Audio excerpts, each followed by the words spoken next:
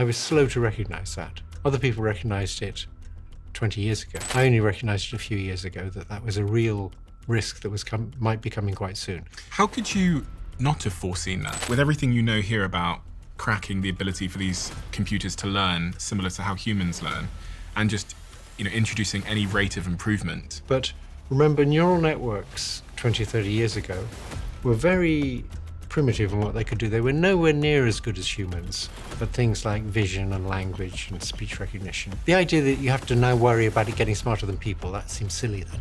I often say 10 to 20% chance they'll wipe us out. That's just gut, based on the idea that we're still making them and we're pretty ingenious. And the hope is we'll figure out a way to build them so they'll never want to harm us.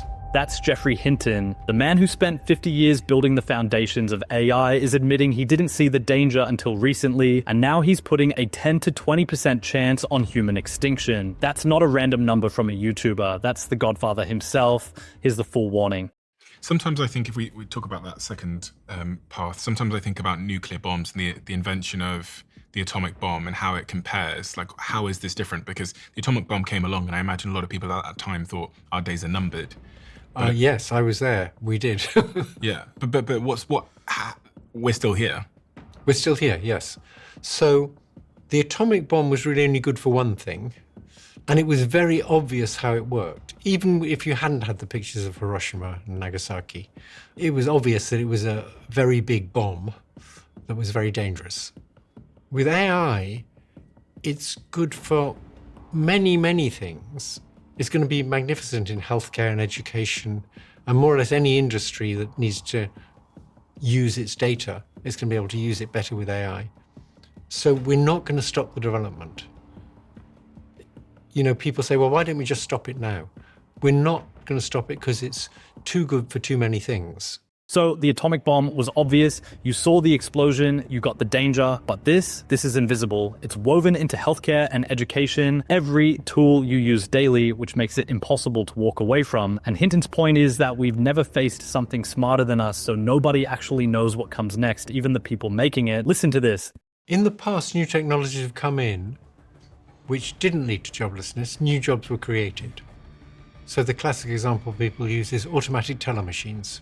When automatic teller machines came in, a lot of bank tellers didn't lose their jobs. They just got to do more interesting things. So I don't think they're right.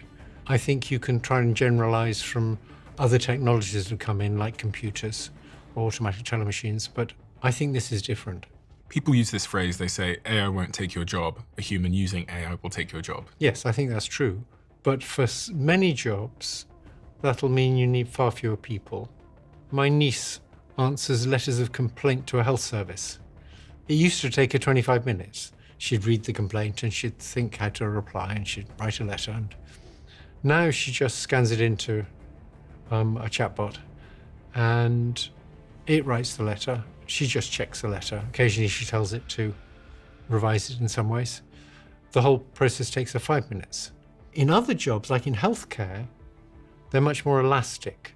So if you could make doctors 5 times as efficient, we could all have 5 times as much healthcare for the same price. And that would be great. There's almost no limit to how much healthcare people can absorb. They always want more healthcare if there's no cost to it. There are jobs where you can make a person with an AI assistant much more efficient, and you won't lead to less people because you'll just have much more of that being done. But most jobs, I think, are not like that. Am I right in thinking this sort of industrial revolution played a role in replacing muscles? Yes, exactly. And this revolution in AI replaces intelligence, the brain? Yeah. So mundane intellectual labor is like having strong muscles, and it's not worth much anymore. So muscles have been replaced. Now intelligence is being replaced. Yeah. This isn't some far-off prediction, it's happening right now inside his own family. 5 people's worth of work being done by one person and a chatbot. The part that really gets me is how he says this isn't like ATMs, this is like the Industrial Revolution, but now it's your brain being replaced, not just your hands. And he's not even done describing the speed of it all. Let's continue.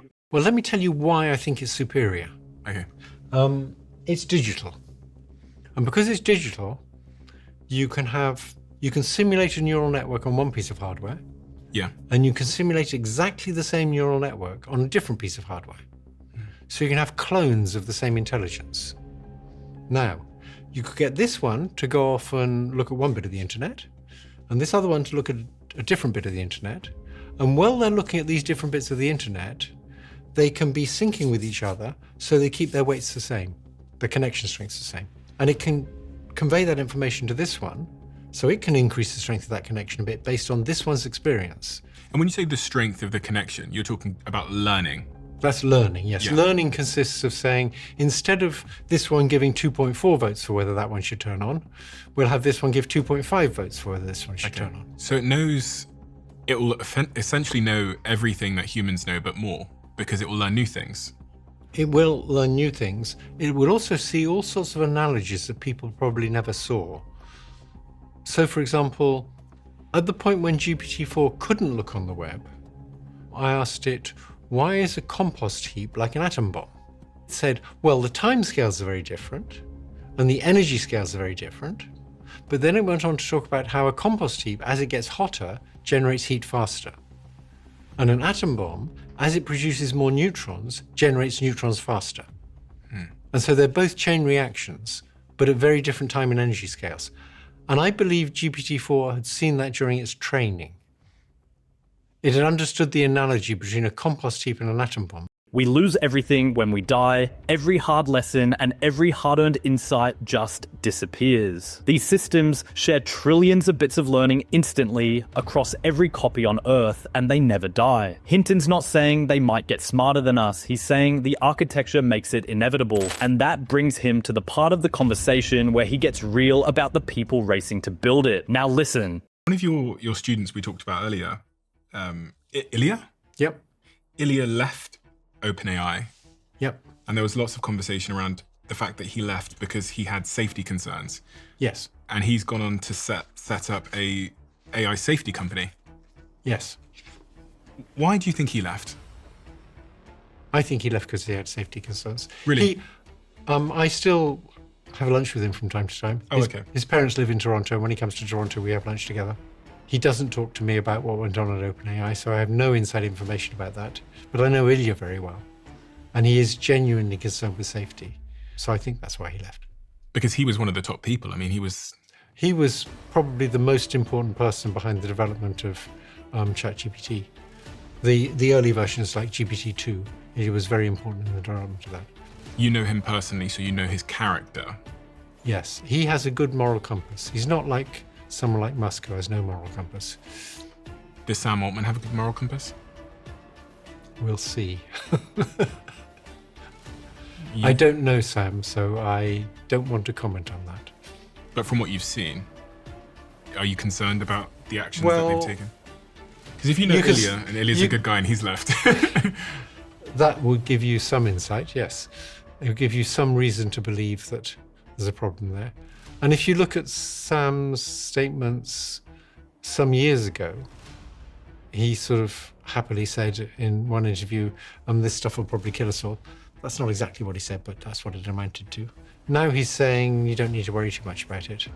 And I suspect that's not driven by seeking after the truth. That's driven by seeking after money. Is it money or is it power?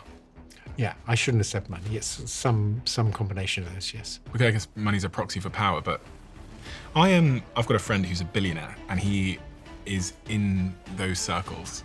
And when I went to his house and had lunch with him one day, he knows lots of people in AI, building the biggest AI companies in the world. And he gave me a cautionary warning across his kitchen table in London, where he gave me an insight into the private conversations these people have, not the media interviews they do where they talk about safety and all these things, but actually what some of these individuals think is going to happen. And what do they think is going to happen? It's not what they say publicly.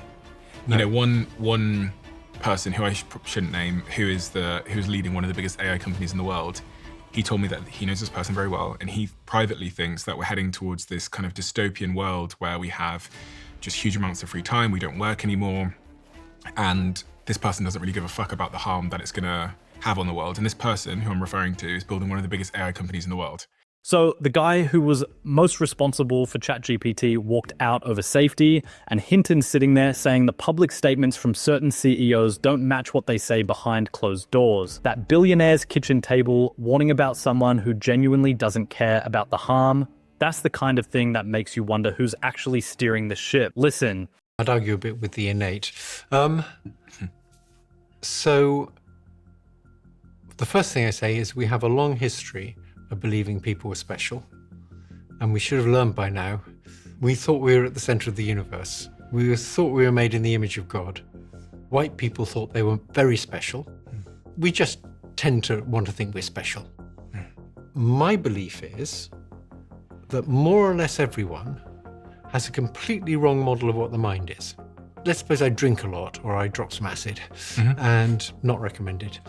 And I say to you, I have the subjective experience of little pink elephants floating in front of me. So in other words, what's happened is my perceptual system's gone wrong, and I'm trying to indicate to you how it's gone wrong and what it's trying to tell me. And the way I do that is by telling you what would have to be out there in the real world for it to be telling the truth. And so these little pink elephants, they're not in some inner theatre. These little pink elephants are hypothetical things in the real world.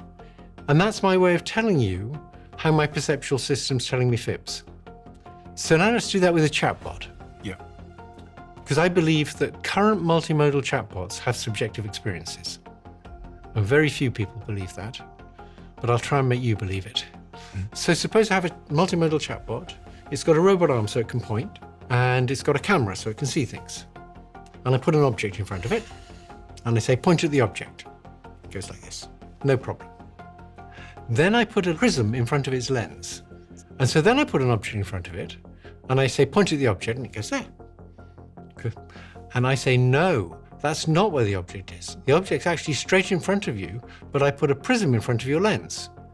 And the chatbot says, oh, I see, the prism bent the light rays, so the object's actually there, but I had the subjective experience that it was there. Now, if the chatbot says that, it's using the word subjective experience exactly the way people use them. It's an alternative view of what's going on. They're hypothetical states of the world, which if they were true would mean my perceptual system wasn't lying. And that's the best way I can tell you what my perceptual system's doing when it's lying to me. Now, we need to go further to deal with sentience and consciousness and feelings and emotions. But I think in the end, they're all going to be dealt with in a similar way. There's no reason machines can't have them all. But people say machines can't have feelings. And people are curiously confident about that. I have no idea why.